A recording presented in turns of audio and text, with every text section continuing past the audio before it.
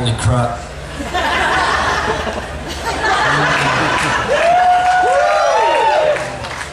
Facebook. I actually didn't know I was coming up here, so I've got nothing prepared. Give me 1 second.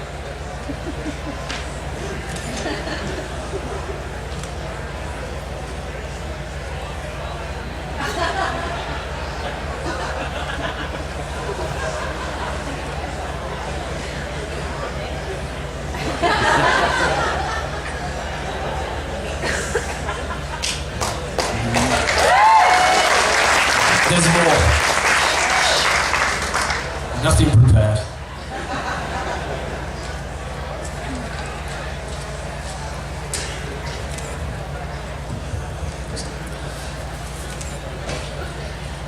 What lies behind us and what lies before us is tiny compared to what lies within us.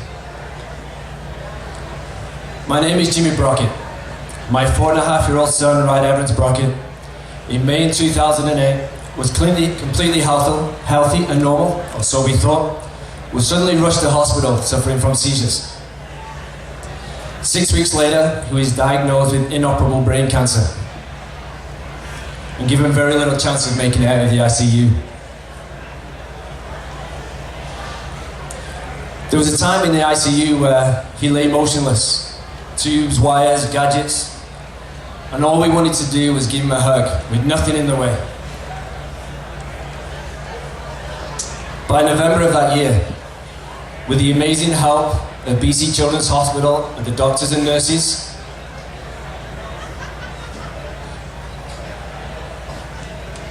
Ryder miraculously beat the disease.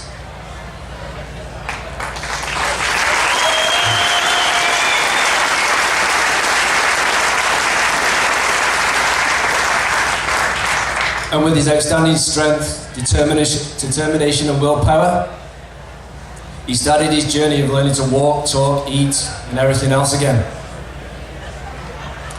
Not only did I get to give him a hug,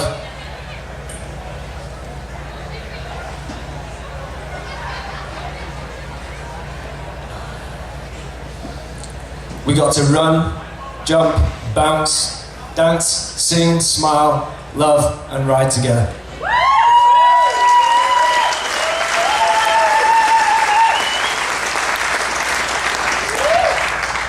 Sadly, the disease came back in August of 2009, and he passed 2 months later, just before his 6th birthday. Now, you might think that alone is the reason why I'm here today. But looking back, it was a strange coincidence in the middle of that journey that brought me to this place. In January of 2009, when I was working in my shop, my bike shop, out of the blue I got a call from this lady asking if I'd be a retailer. Obviously, without question, I said, yeah, absolutely, 100%. Put the phone down. And then I thought to myself, well, maybe I should actually do the ride. Maybe I should do something more. And many of you don't know me here. Might not really be that much of a surprise. But you see, I ride downhill. I've got a bike with lots of suspension. It weighs about 40 pounds. So the idea of riding anything or pedaling anything makes me want to stick daggers in my legs till I pass out from blood loss.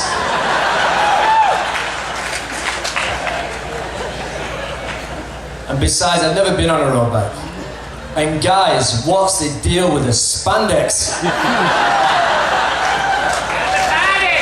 There's just some shit a guy doesn't need to see.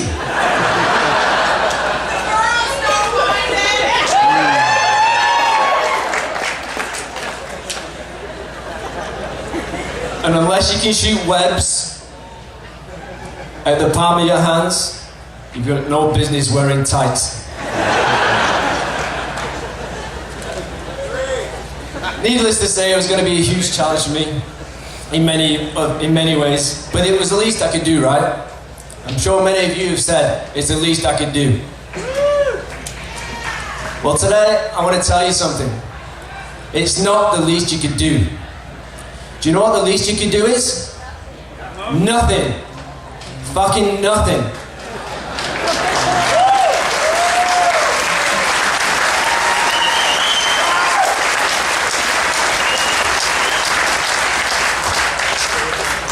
So when I was talking to one of my friends who I was thanking for signing up and joining my team, she turned around to me and said, well, you know, it's the least I could do. And I was like, whoa. Actually, it's not. It's far from the least you can do. It's almost the opposite of the least you can do. Each and every one of you have gone above and beyond. You've raised at least $2,500. Lots of you exceeding that by a long way. You've got on your bikes day after day, squished your bits into the spandex in preparation, and ridden mile after mile. All with a view that together we can and we will find a cure for this disease.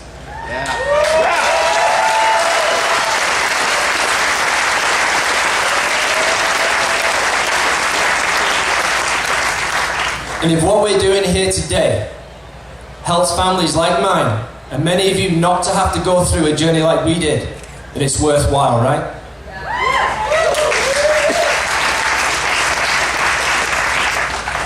This morning's address, the opening ceremony, asked a great question. And I'm going to quote, why do we ride? We ride because our sweat is nothing compared to their tears. Because our challenge is nothing compared to their fight. Because we are all on one journey to conquer cancer in our lifetime. Myself, I ride to honor. I ride to honor my son, Ryder. I ride to honor my teammate's son, Kerben. His son, also called Ryder, who passed away just 6 weeks ago and is here today riding.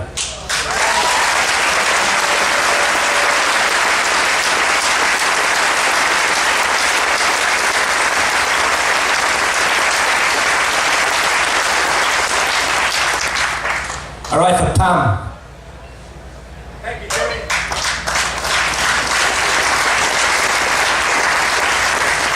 I ride for Linda.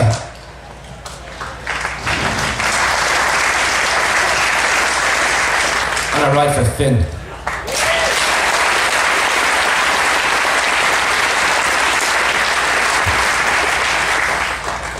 I also ride for those that have said, fuck you, cancer.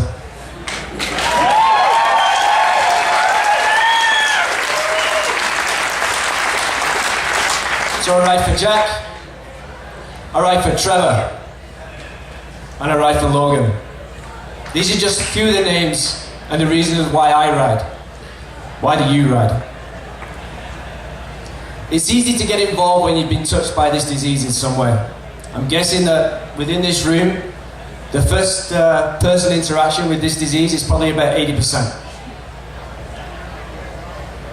And then there's somebody, you know, I'm talking a parent, grandparent, you know, sibling, daughter, grandchildren. Then there's about 16% that have been touched in the second or third person, a work colleague, a friend, or a friend's relative that you know. Then there's about 3%, a pretty cool percent, 3%, that are here today just to do their bit.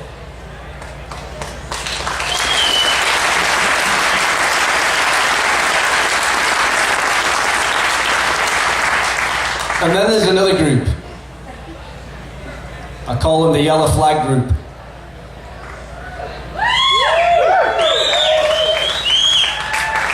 You're out there today amongst us. The people that have fought the fight and won. The people that are fighting the fight and winning. It's this group that humbles me the most.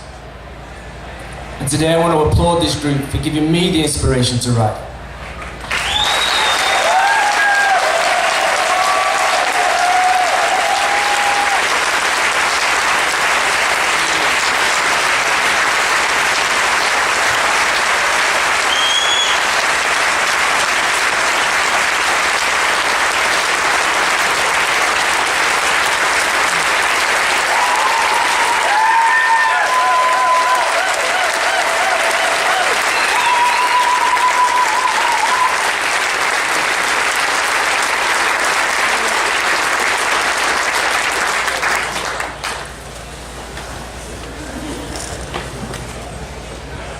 Now, I've been asked a few times, and it always shocks me, about how I keep going.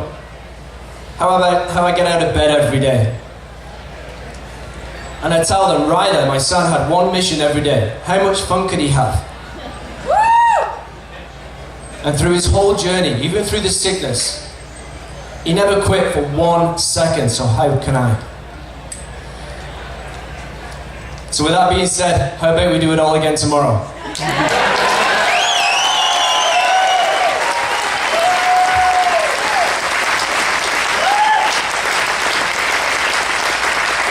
What a way to celebrate Father's Day.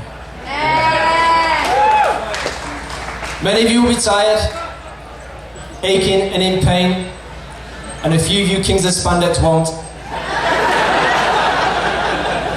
I just know me, my sore ass and baggy shorts, which didn't slow me down today one single bit. We'll be tired. So tomorrow when you're feeling really tired, a few of you might get a visit from the I want to quit demon. Tell him to go fuck himself.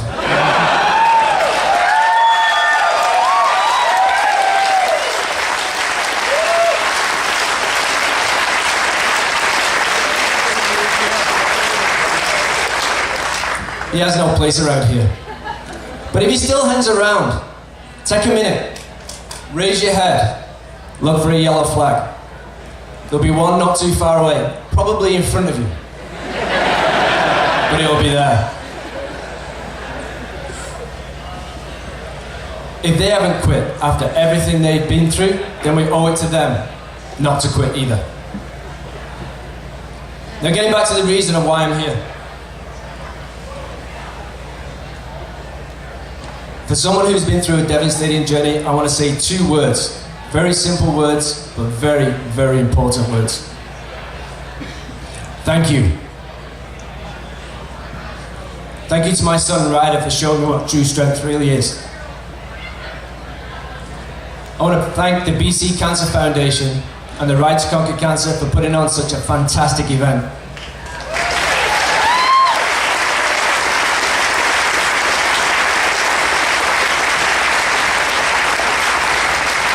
I want to thank the media, especially CTV, for the awareness they've brought. They brought it right to the people.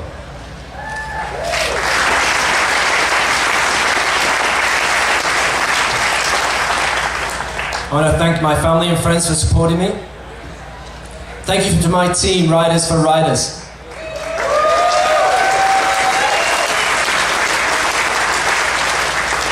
They've blown me away with their dedication and commitment to this ride. And with just 26 people, raised $107,000.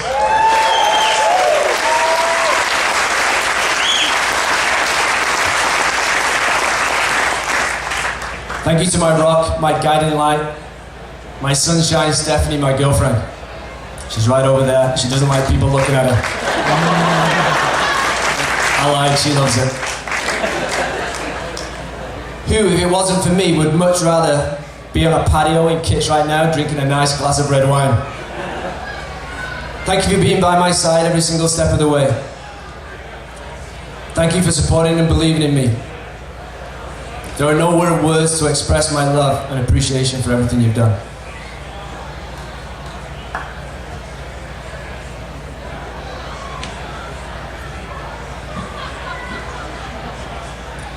But like I've said, today's not about me.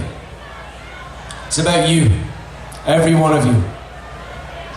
So most importantly, I want to say thank you. Every single rider, every single volunteer, every single organizer. Thank you for riding your bikes, setting up tents and cheering us along. And most importantly, thank you for raising the much needed money so that one day, just one day, when we talk about this disease, it'll be as a thing of the past and not the present.